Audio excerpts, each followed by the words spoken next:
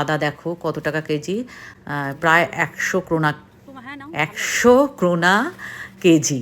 তার মানে বলো তো কত, তার মানে ইন্ডিয়ান টাকার 800 টাকা কেজি। আচ্ছা এখানে দেখো, তবে সব রকমের সবজি কিন্তু এখানে পাওয়া যায়, দেখতেই পাচ্ছ।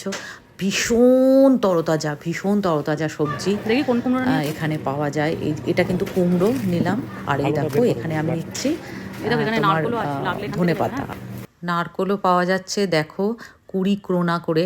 ঠিক আছে, ইন্ডিয়ান টাকার তাহলে কত পড়ছে বলো তো, 160 টাকা।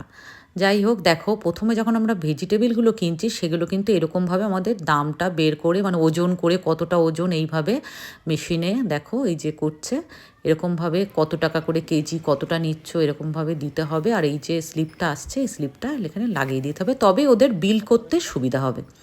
এটা হচ্ছে ভেজিটেবিলের কাউন্টারে এরকম। আচ্ছা